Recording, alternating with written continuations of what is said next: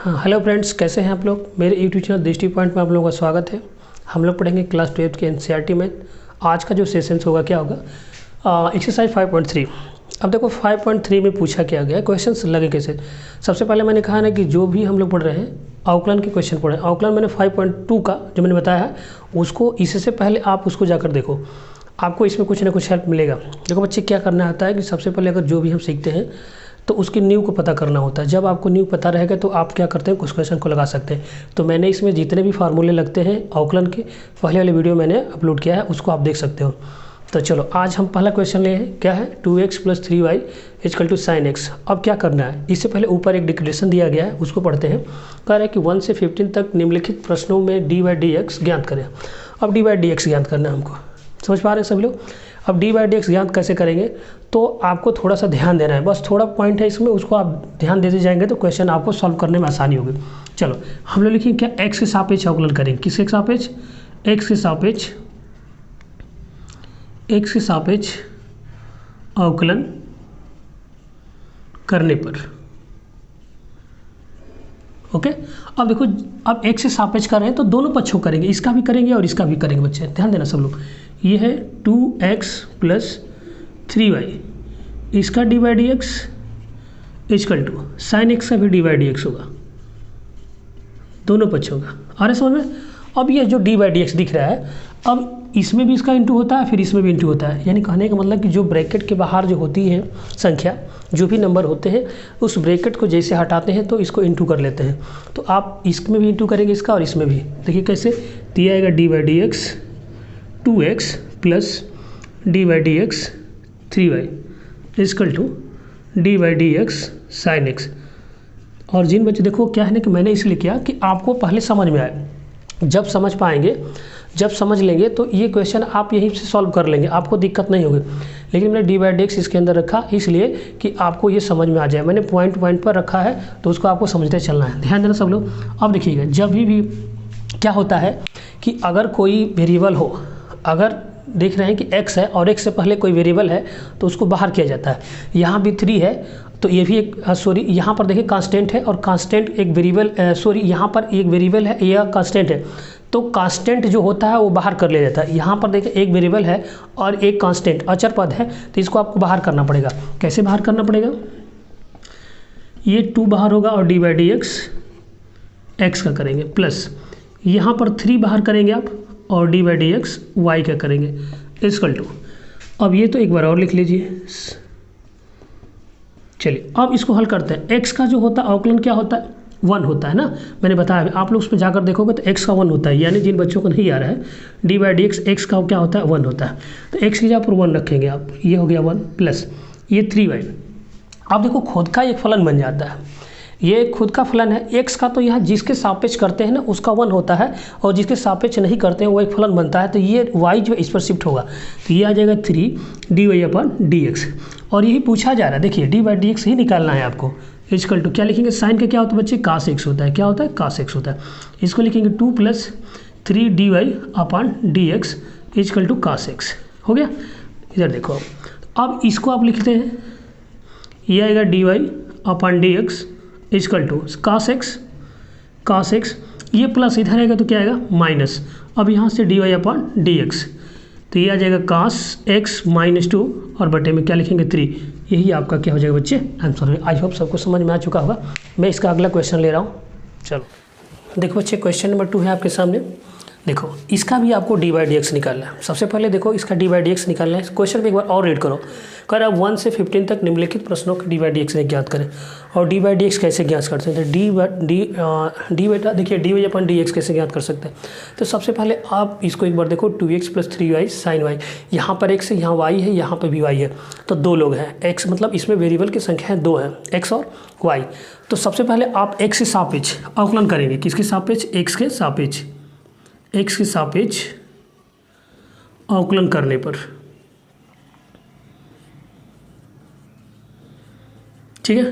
अब देखो इसका dy/dx 2x + 3y = sin y। यहाँ भी dy/dx लिखेंगे। ठीक है। अब देखो क्या करेंगे आप लोग, कि जैसे डी बाई डी एक्स है, तो मैंने कहा था ना कि जो भी कांस्टेंट होगा अगर वेरिएबल के साथ, ठीक है ना, कोई भी चर राशि के साथ अगर कोई कांस्टेंट अगर अचर पद आता है उसको आप बाहर कर सकते हो। तो डायरेक्टली बाहर कर लीजिए, 2 बाहर कर लेंगे और डी बाई डी एक्स इस x का, फिर प्लस इसमें भी 3 है, 3 बाहर करके लिखेंगे डी बाई डी एक्स ये y का, ये है sine y d by d x. चाहो तो इसका अवकलन यही लिख दीजिए, नहीं तो एक बार और लिख लीजिए।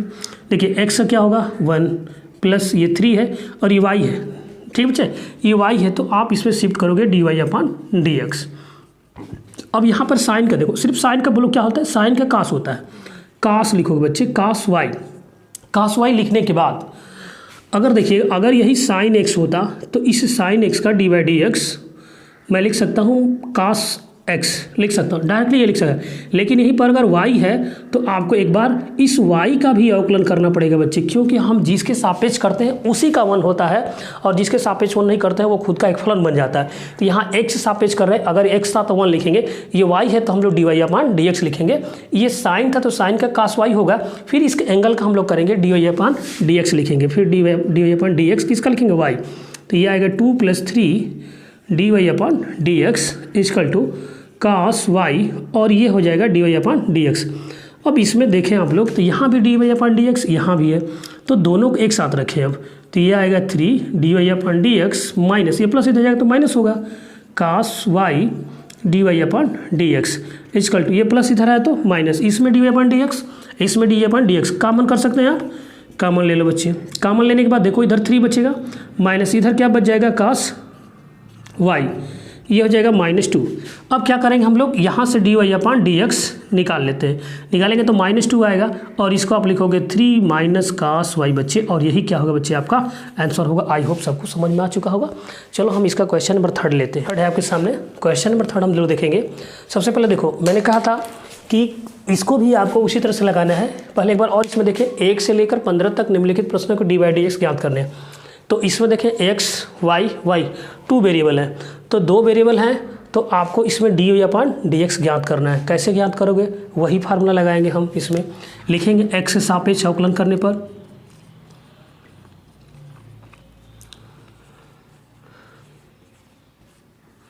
x से सापेक्ष अवकलन करने पर, तो चलिए d Y upon D x लिखेंगे ax plus b y square equal to d upon D x cos y बच्चे, ठीक है।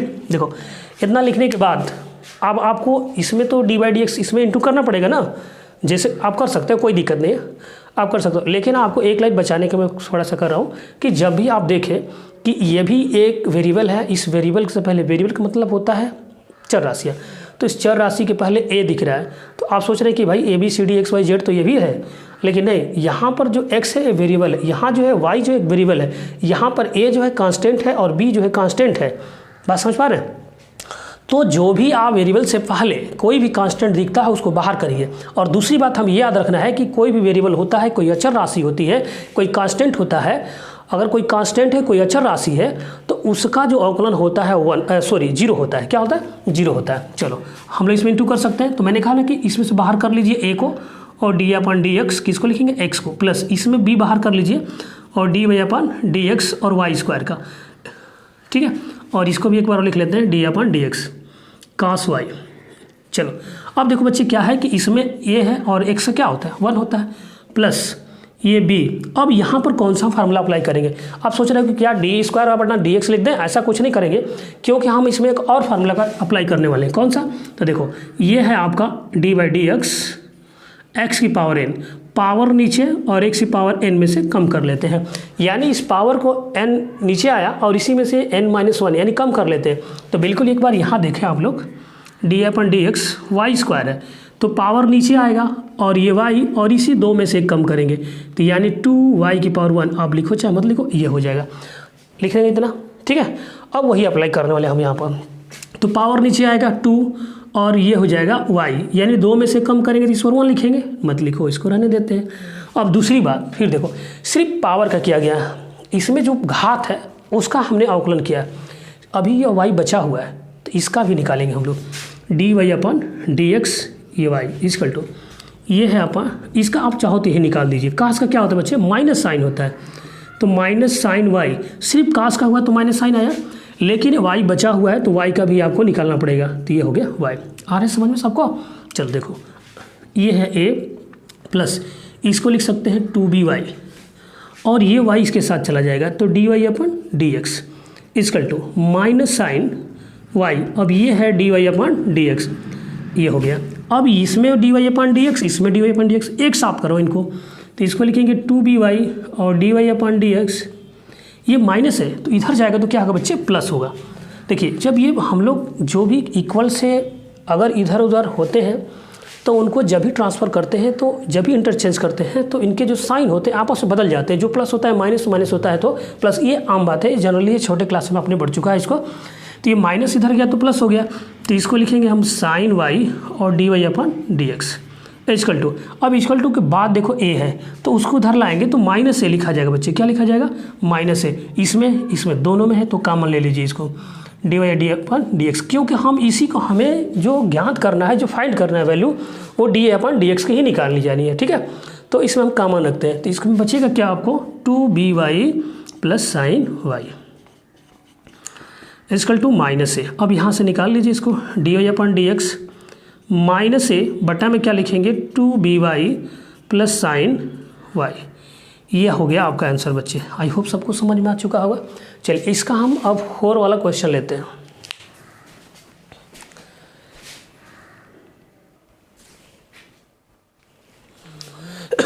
देखो बच्चे, क्वेश्चन नंबर 4 है आपके सामने।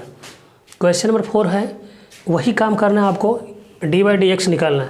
काउंट करो वेरिएबल, 1 2 1 2, तो 2 वेरिएबल है। ठीक है, तो आसानी से निकाल सकते हैं dy/dx। तो सबसे पहले आप क्या लिखोगे? x सापेक्ष अवकलन करने पर यहाँ से जब हल करेंगे आप लोग, सॉल्व करोगे इसको, आप लिख सकते हैं यहाँ पर। तो d/dx क्या लिखा गया आप? xy plus y square equal to dy/dx। इसमें लिखेंगे 10x प्लस y। अब इसमें भी आप इसको गुणा कर लीजिए dy/dx का।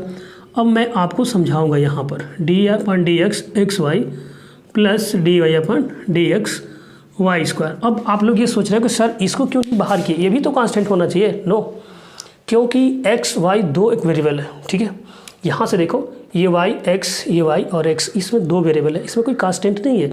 इनके अलावा कोई अगर नंबर आता है तभी, देखिए यहाँ पर dy/dx आप इससे भी पता कर सकते हो कि ये जो है 2 ही वेरिएबल है। ठीक है, इसमें और तो आपको इन दोनों के अलावा कोई भी अगर मिलता है तो वो कांस्टेंट माना जाता है। अगर ये लोग हैं तो ये कांस्टेंट नहीं है। ये a इंटू बी में लिखा गया, इसका मैं फार्मूला भी लिखूंगा। अगर आप इसके पहले वाले वीडियो में देखेंगे तो मैंने इसका फार्मूला आपको बता भी दिया है। ठीक है, चलो देखो बच्चे, इक्वल टू ये लिखेंगे क्या? dy/dx 10x plus dy/dx y का। अब इसमें 2 लोग हैं तो 2 लोगों का एक फार्मूला होता है। देखिए कैसे लिखोगे आप? dy/dx a इंटू बी लिखो, v into u into v लिखो, x इंटू वाई लिखो। तो x इंटू वाई तो खुद आपको दिख रहा है, ठीक ना, लेकिन आप समझिए कि a इंटू बी पर लगा सकते हो।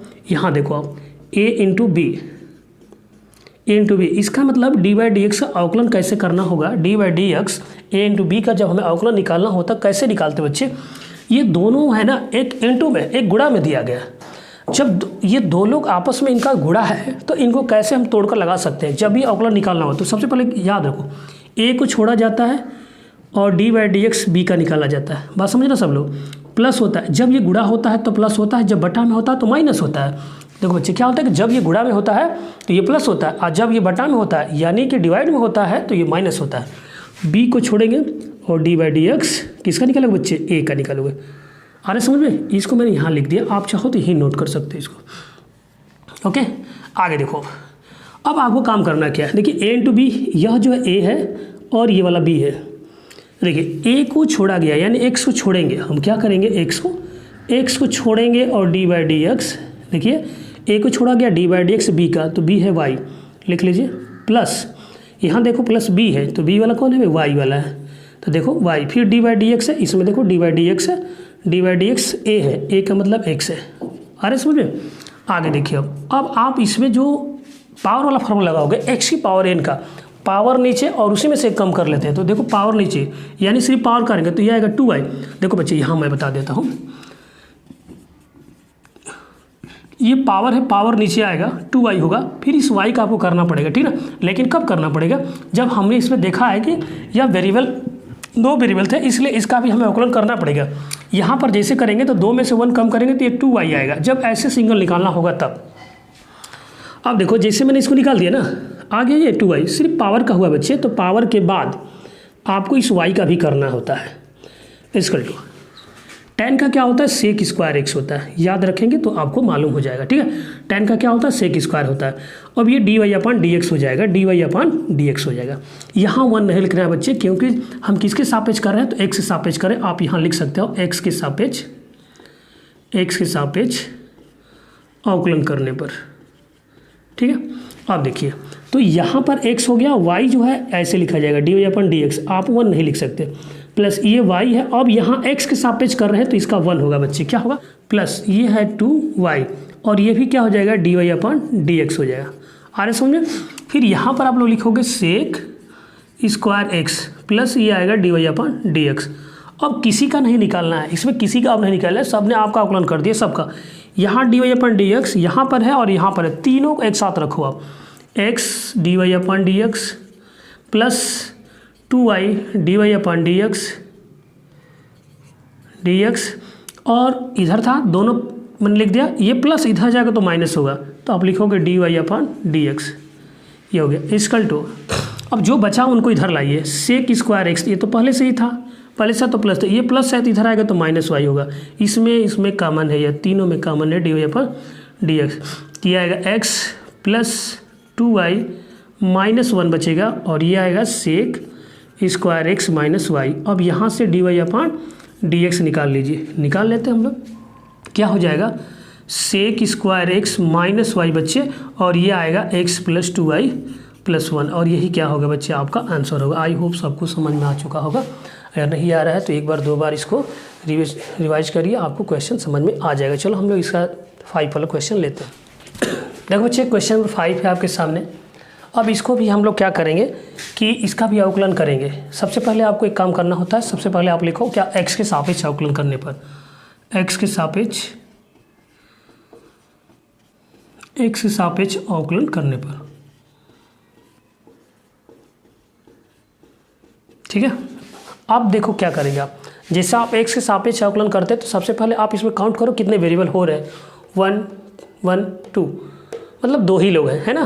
तो 2 लोग हैं तो मुझे 2 ही चाहिए, देखो y/x, ये तो dy/dx दिख रहा है, y/x दिख रहा है ना, मतलब 2 वेरिएबल इसमें भी है, तो हमें 2 मिलना है और 2 ही मुझे चाहिए, तो हमें 2 लोग आ रहे हैं, और दोनों के अलावा कोई भी अगर आता है नंबर कांस्टेंट होगा, वो क्या होगा उसका, हम लोग 0 मानते हैं उसको।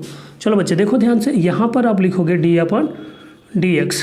अब देखो क्या है, मैं अलग अलग सबका निकाल देता हूँ, इसमें आप समझ चुके हैं क्योंकि इसमें इंटू होता है, तो x स्क्वायर लिखोगे प्लस dy/dx, ऐसे भी लिख सकते हैं आप, कोई दिक्कत नहीं, प्लस dy/dx, ये y स्क्वायर, फिर यहाँ पर आप dy/dx 100 का करोगे। आ रहे समझ में। अब ये जिसके सापेक्ष करते हैं उसी का 1 होता है, ध्यान देना सभी लोग। x क्या होगा, अब ये पावर है तो पावर नीचे आएगी, और इसी में से 2 में से कम करेंगे तो 1 लिखेंगे, और फिर दोबारा जब मैं 1 से करूँगा तो 1 होगा, बस समझ रहे हैं। तो ये आगे में चलता है, यानी इसका 2x होगा अवकलन। यहाँ देखो 2 लोग आ गए ना, 2 लोग, यानी a इंटू बी है, तो a को छोड़ते हैं b का निकालते हैं, प्लस b को छोड़ते हैं a का निकालते हैं। आप लोग फार्मूला पीछे मैंने लिखा था क्वेश्चन नंबर 4 में, उसको आप देख सकते हो। यहाँ देखो x को छोड़ते हैं और dy/dx, इस b का निकालेंगे, मतलब b क्या है, y है इसमें, फिर प्लस y को छोड़ते हैं और dy/dx x का निकालते हैं, फिर प्लस ये पावर वाला हम फार्मूला रहेगा, पावर नीचे तो ये आएगा 2y। और लेकिन आपको मैंने बताया कि जब भी आप y जब आपके सामने आ रहा है तो उसको क्या करें कि फिर उसका अवकलन करें dy/dx उस y का। और देखिए 100 जो है, 100 जो है, यह एक कांस्टेंट नंबर है, यानी इसका 0 होगा, समझ पा रहे हैं। तो इसका क्या हो जाएगा 0, ये हो गया 2x प्लस x, और ये dy/dx हो जाएगा, प्लस ये y और इस x का 1 होगा, प्लस ये होगा 2y और ये होगा आपका dy/dx इजकल टू 0। इसमें dy/dx, इसमें dy/dx, दोनों को एक साथ लिखो, d/dx ए प्लस 2y dy/dx। अब दोनों को तो मैंने लिख दिया, बाकी जो बचा है ना वो बराबर के बाहर लिखो, इसको बराबर के इधर लिखते हैं। तो ये 2x है और ये प्लस वाई है, तो इधर आएगा तो -2x होगा, और ये प्लस है, इधर आएगा तो -y होगा। तो इसमें dy/dx, इसमें कॉमन ले लो बच्चे, dy/dx कॉमन लेने के बाद बचेगा x + 2y इक्वल टू, इसमें माइनस कॉमन ले लो, x 2x + y। अब यहाँ से आप निकाल लो dy/dx इक्वल टू -2x, ये +y हो जाएगा, और बटा में क्या लिख देंगे, x + 2y। यही बच्चे आपका आंसर। आई होप सबको समझ में आ चुका होगा। नहीं आ रहा है तो एक बार वीडियो को पॉज करके दोबारा उसको देखो, आपको समझ में आ जाएगा। आई होप सबको, हमारे ख्याल से सबको समझ में आ रहा है। अब मैं अगले वीडियो में, नेक्स्ट वीडियो में आप लोगों को क्वेश्चन नंबर 6 से मिलूँगा।